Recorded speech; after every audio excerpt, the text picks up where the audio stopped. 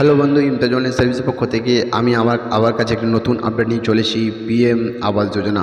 বন্ধু, এই পিএম আবাস যোজনার নতুন একটি আপডেট চলে এসেছে। এই 10-11টি কাজ আপনাকে অবশ্যই আবার নিয়ম নতুন জারি করা হয়েছে। এই নতুন নিয়ম 11টা কী আছে এবং এই আবাস যোজনার টাকাটি আপনারা কবে পাবেন, এই ভিডিওর মাধ্যমে এখন আলোচনা করব। তো অবশ্যই বন্ধু, আপনি যদি আমার চ্যানেল নতুন হয়ে থাকেন অবশ্যই চ্যানেলটি সাবস্ক্রাইব করে আপনি যদি করে রেখেছেন, আপনাকে অসংখ্য অসংখ্য ধন্যবাদ। কেন্দ্রের চাপে বদলে গেল বাংলা আবাস যোজনা ঘরের টাকা পাওয়ার নিয়ম। এই আবাস যোজনা ঘরের লিস্ট আপনি দেখতে পাবেন 2024-এ। এই কেন্দ্রের চাপে বদলে গেল বাংলা আবাস যোজনা ঘরের টাকা পাওয়ার নিয়ম। 2024 সালে প্রধানমন্ত্রীর আবাস যোজনার আওতায় ঘর বরাদ্দের প্রক্রিয়া আরও কঠোর করা হয়েছে। আগের মতো আবেদন করলেই আর মিলবে না ঘর। সরকার জানিয়েছে প্রকৃত সুবিধাভোগীরা সঠিকভাবে এই সুবিধা পান, সেই জন্য এই নতুন নিয়মগুলি।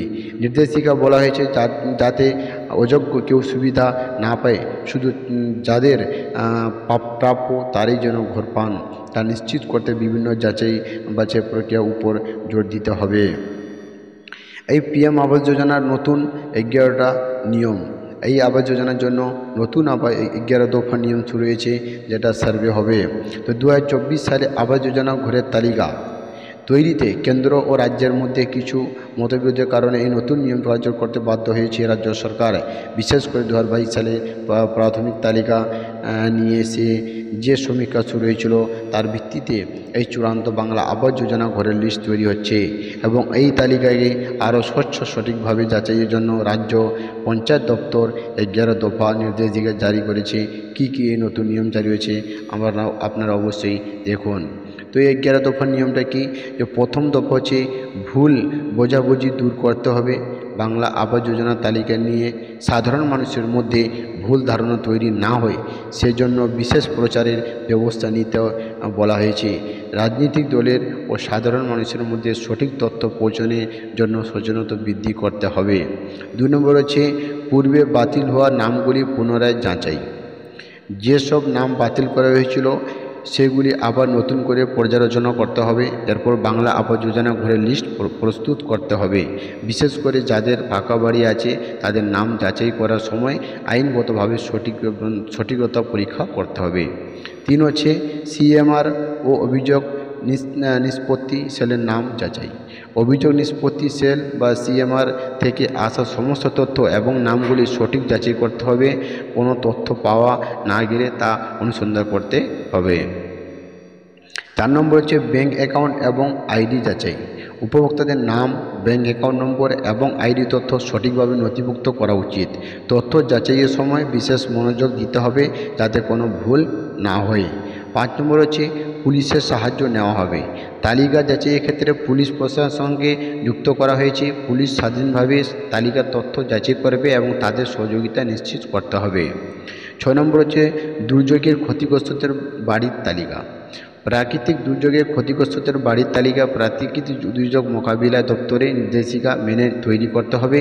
গ্রামের পঞ্চায়েত প্রধানকে কাছ থেকে পরিষ্কার তথ্য সংগ্রহ করতে হবে। 7 নম্বর হচ্ছে জনসচেতনতা প্রচার করা হবে।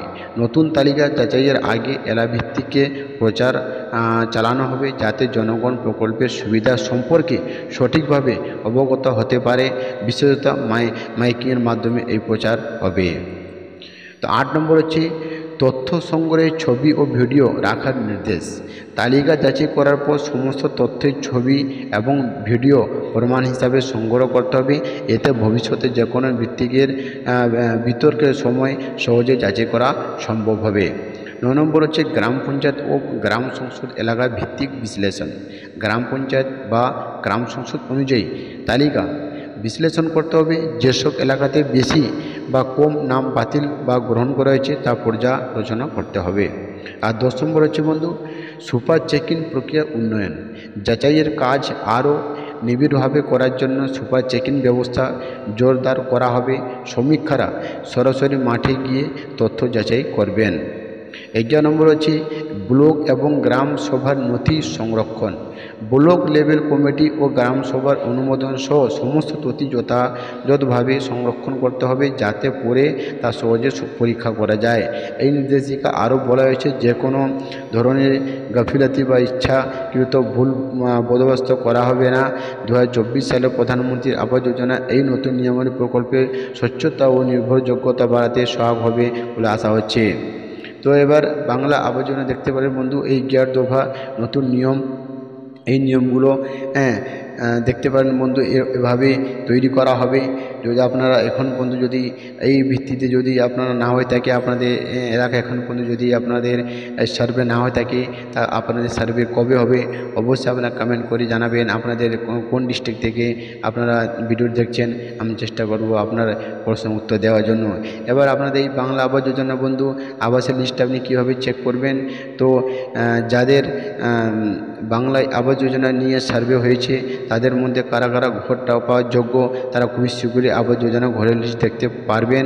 তো নিজের আবেদনের স্ট্যাটাস জানতে হলে আধার নম্বর ও মোবাইল নম্বর দিয়ে আবাস যোজনার স্ট্যাটাস চেক করে আপনি টাকা পাবেন কিনা সেটি জানতে পারবেন বন্ধু। এই ছিল আজকে আপডেট। যদি ভালো লাগে থাকে অবশ্যই ভিডিও লাইক করবেন এবং বন্ধুদের শেয়ার করতে ভুলবেন না।